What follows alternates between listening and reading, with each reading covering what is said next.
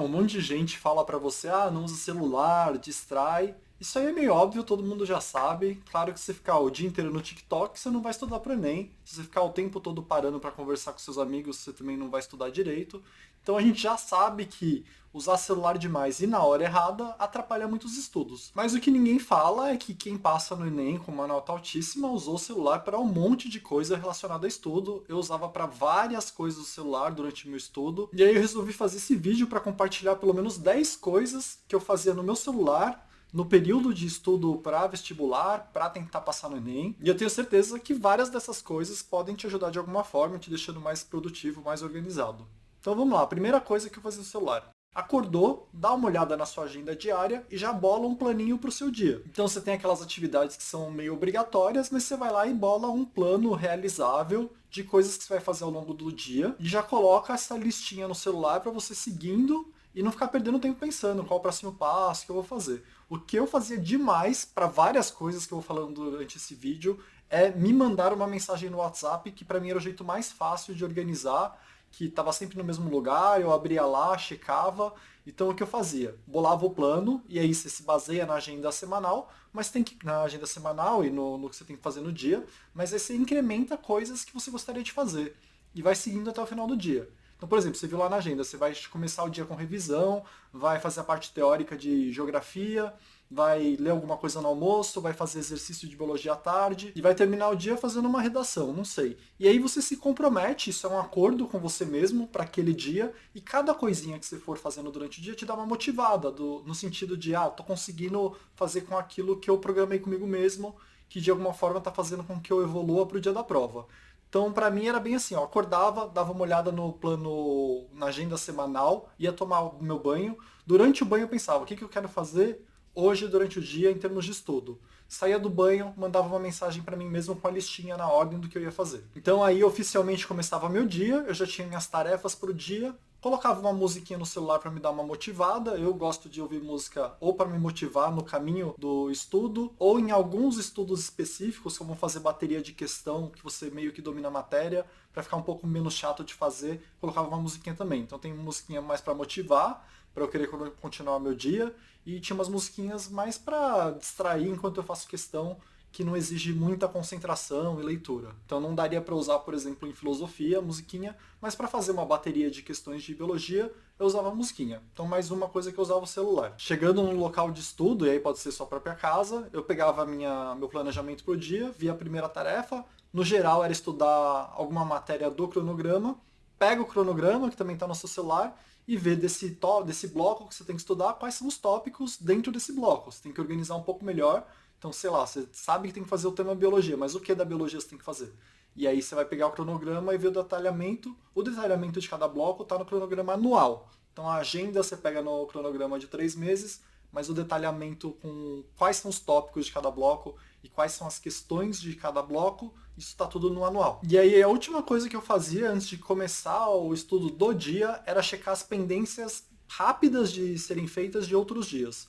Então, no geral, quando você vai estudar, sempre sobra, sempre atrasa coisa, sempre tem pendência para você ver depois. As pendências muito grandes, infelizmente, você vai ter que se organizar para fazer elas em algum outro momento. Então, você vai pegar ou um dia livre para fazer as pendências, ou jogar mais para frente, ou fazer na revisão final do Enem.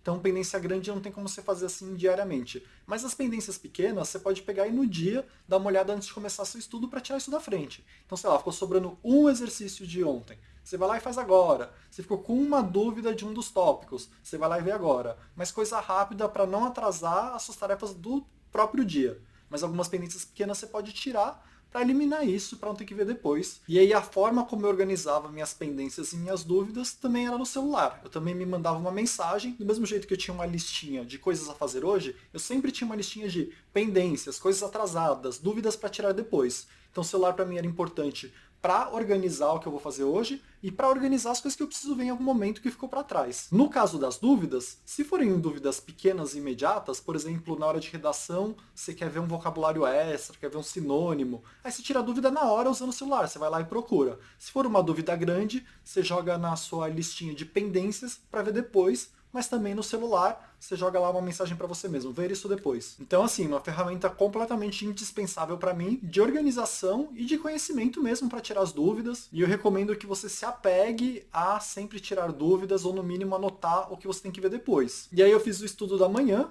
então usei o celular para isso, vamos para o almoço. No almoço eu sempre fazia uma leitura. Eu almoçava em uns 25 minutos e na minha meia hora a mais de descanso eu ficava lendo. E às vezes se a leitura estava rendendo, eu até ficava mais tempo, porque a leitura para mim era estudo tanto para interpretação, como você pode ler coisas da própria matéria, como os contos do canal, que além de você estar lendo, você está aprendendo alguma coisa nova de algum tópico do cronograma. Vou deixar na descrição para você 10 contos do canal de graça, para você tentar ler em algum almoço seu, ver se é bom ou não. E é isso, se algum dia você quiser mais contos, você sempre pode virar membro Lamber Plus do canal. Tem cerca de 30 contos, meio que feitos para você ler num período curto e aprender alguma coisa a mais que você não vai ver na escola. Mas você também poderia ler contos do Machado de Assis, isso eu fazia muito. Você pode ler as notícias, principalmente parte internacional, para treinar a geopolítica, a parte de geografia. E aí, em termos de leitura e aprendizado no celular, o céu é o limite. Tem um monte de coisa que dá para você ver no almoço mesmo, logo depois você come, que vai te ajudar no Enem. Você pode ver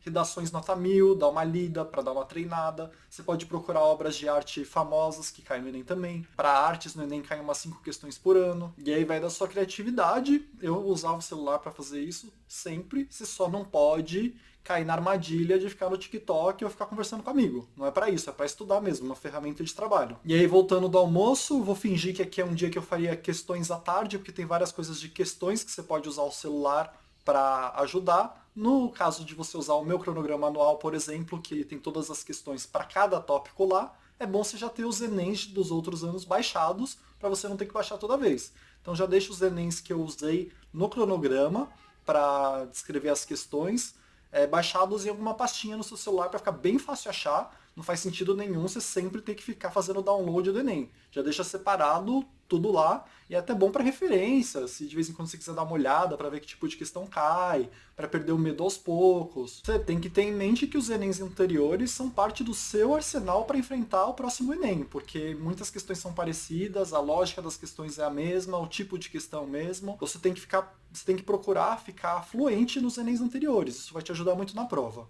Ainda na parte de questões, aqui já tem um pulo do gato, que é algo que eu acho que poucas pessoas fazem no celular e eu fazia muito, que ajuda demais, que é quando você se deparar com uma questão, que é uma questão clássica, é uma questão assim, essa questão representa bem esse tópico, essa questão já caiu várias vezes em vários vestibulares, essa é uma questão clássica, que eu chamo assim, questão clássica, tira uma fotinho dela. Essas questões que caem sempre, são muito representativas da matéria, você tem que saber de cabeça, assim, você tem que bater o olho na prova e saber como fazer de imediato, não é uma questão nem que você pensa, é uma questão automática para você, se você tem algum processo seu para guardar essas questões clássicas e ficar checando elas de vez em quando. Então tira uma fotinho, quando chegar em casa organiza as questões clássicas por matéria em algumas pastas, para ficar fácil de achar elas, e coloca isso como um item nas suas revisões. Além de fazer revisão de teoria, você vai fazer revisão das questões clássicas. E eu adicionaria nesse processo também, não só tirar foto das questões clássicas,